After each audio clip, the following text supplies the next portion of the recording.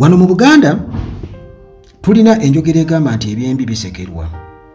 Ebyembi bisekerwa naye ate eri mu buvanjuba obwa Uganda oba mu Eastern Uganda, muganda wange bo ate bano bakisussa kwegamba enjogera eyo ne bagiwa amakulu, kubanga ate bo munnange mu kufa bwe batyo embeera gye bateekawo y'amasanyu nti omuntu bw'afa boganizinga disco, bateekawo disco.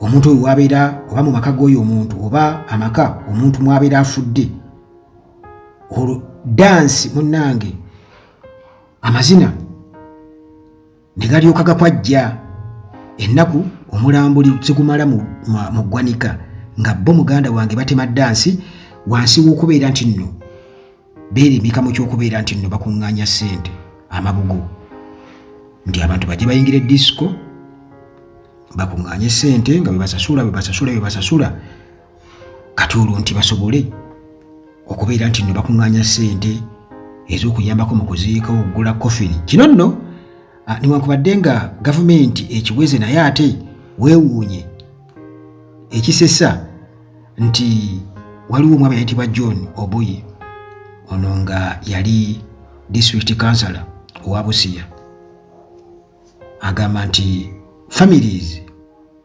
ez'abaavu oba enjavu mbu bwe zaafiirwanga zaateranga okubeera nti zitunda ettaka lyazo okugula coffin.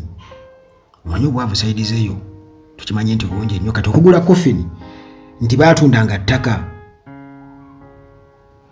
naye mbu okuva kino kye bayita disco matanga, bakita disco matanga nti disco eyo gye bategeka nga omuntu afudde mu maka ge oba mu maka omufudde omuntu gasowulira nti disco matanga ezze kitegeeza nti wafudde omuntu era beesooka kugenda mu disco matanga, olwo abayingira nga basasula bakuŋŋaanye ssente ezigenda okuyambako mu kugula coffin n'ebirala. Kati ye munnange agamba nti okuva disco matanga lwe yajja nti bino byakoma, mbu abantu bakyatunda ttaka lyabwe kubeera nga bagula coffin, mbu disco matanga eyambye nnyo families ezo okubeera nti nno zikuŋŋaanya ssente eziziyamba kugula ebyetaagisa mu kuziika.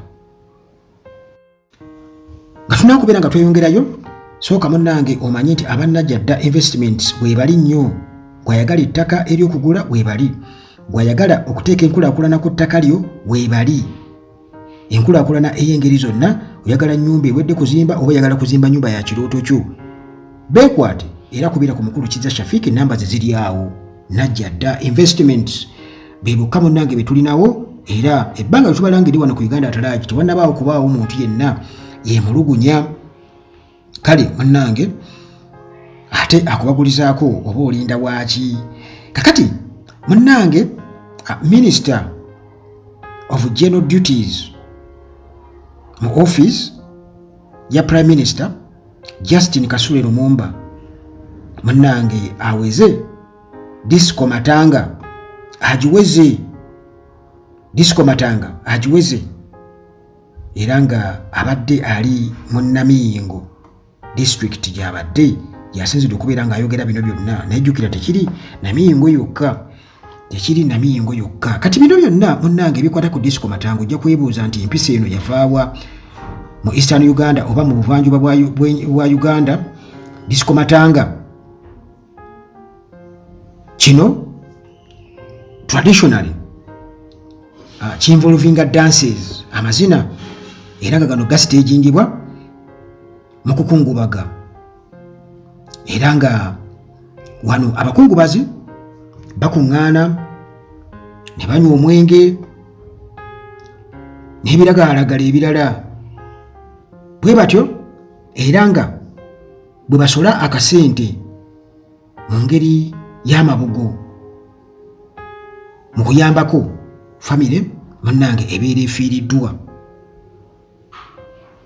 Kakati amazina agabeera eyo muganda wange gabeera namutaayiika era galimu ebintu bingi nnyo ebibi oboolyawo n'ebirungi ebigajjirako kubanga waliwo abafunamu oboolya mu bikolobero n'ebintu ebiba bigenda mu maaso mu kunyumirwa, naye ate era muganda wange ebibi ebigenderako oba ebigoberera biba bingi nnyo,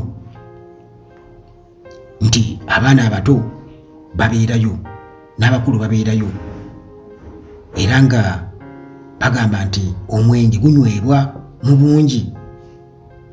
Okussa munnange n'okubeera nti nno beenyigira mu bikolwa ebya wayase ewatali kusosola muto na mukulu wamu n'okukola effujjo mu buufu obwo.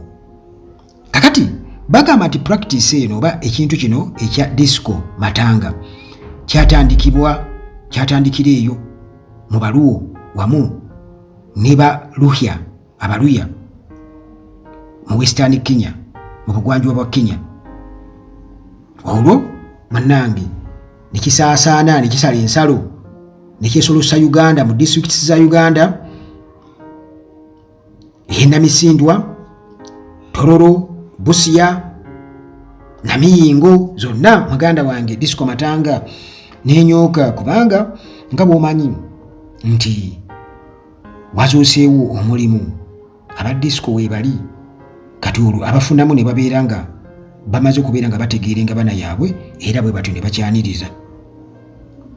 Kati kino munnange bo batutegeeza nti tebasobola kubeera nga bakikkiriza kubanga kino kiri evil kya bwa sitaani. Disco matanga bagirabanga muganda wange ey'ekiseegu ennyo era ejjudde ebikolwa ebya sitaani, era nga bagamba tebagenda kubeera nga munnange barisikinga okubeera nga bafiirwa emijiji. Era Lumumba yabadde chief guest ku National Teachers Day celebrations Namiyingo district. Yategeezezza ku headquarters zaayo n'abagamba bannange ekyo bakikomye, era n'alagirirawo n'aweerawo ebiragiro nti bekikwatako ab'ebibuyinza omuli district police commander wamu ne resident district commissioner RDC okubeera nga ba enforcinga ban obanga bakakasa nti kino ekiddamu kubeera nga kibeerawo nti culture eno eya disco ekome nga abantu bafudde. Naye kwegamba awo nange we neebuuliza nti bwe kiba nga kiri bwe kiti, jjukira nti poliisi gwe okusitaginga disco wonna w'obeera ogitadde kitegeeza nti olina okuba nga ofunye clearance okuva eri poliisi. Kati awo kitegeeza poliisi nayo ebadde efunamu kintu kino, era bano ba district police commander babadde bakimanyi ne ba resident district commissioners nabo nga bakikola ki bakifunamu kubanga ate kati lwaki babadde bakkiriza ebintu nga bino okubeera nga bibeerawo, kubanga mu culture yaffe omuntu bw'afa abantu bakungubaga era abasobodde ne bawaayo amabugo misana ttuku ensi eraba. Naye kino ekikolebwa ekyokubeera nga basitaginga disco n'okuteekawo ebbaala kubanga omwenge gutundibwa mungi nnyo ekiro nga beefudde abakuŋŋaanya ssente ez'okukungubaga, ekyo nga nze mbadde sikiwulirangako. Namiyingo LC5 chairman Ronald Sanya wamu ne woman member of parliament w'ekitundu ekyo Margaret Makaka bwe bati bagamba nti district eno batuwa data batugamba nti district eno yesinga mu Busoga sub-region ate mu ggwanga lyonna okwetooloola ekwata kyakusatu mu cases ez'abaana abatanneetuuka okubeera nga bafuna embuto wamu n'okubeera nga bava mu masomero ne cases ez'aba school dropouts. District eno yesinga Namiyingo. Makaka agamba nti akiwagira ban ebeerewo bakiwere kubanga kino kireese ensonga emirerembe mingi nnyo omuli n'okubeera nti no families amaka gasasise olw'ensonga eno. Ati muganda wange disika ebeerayo wiiki namba omulamu guli mu mochari nga Dombolo ya Solo enyooka. Dombolo ya Solo enyooka wayasaakola ki anyooka nese kunyooka. Kakati olwo muganda wange nga bw'omanyi abantu omukyala ayinza obutadda, omukyala ayinza obutakola ki obutadda oba oŋŋambye okubeera nga ye muganda wange yagenda dda wiiki namba alumba disco matanga ku disco matanga. Buli weebeera bw'agenda nga bw'olaba bano abantu abatunda ebyokulya oba eddagala kufa ojja okwebuuza bategeere batya nti abantu babeera bafudde. Juzi nina bwe nayogerako naye namugamba nti kakati nedda tulina gye tubijja ebintu bino naffe just tufunako obufunyi 5 nozzaayo ebiba bisigaddewo. Kati bo babeera banoonya wafudde bantu. Kakati ne disco matanga ojja kwenda okwesanga waliyo abanoonya disco matanga era amaka bwe gatomunaye ne gasaasaana ne gafa. Namingo RDC Suleiman Walugembe Juuko watu yotegeeza nagamba nti bagenda kubeera bakwata ba organizers aba disco zino disco matanga era babatwale mu kooti babasimbe maaso g'omulamuzi babeere n'emisango ne music systems ziwambibwe. Kakati munnange baani eno okujja nga benkutegeezeza nti ebikolwa bingi ebikolebwa. Waliwo omwana w'emyaka 13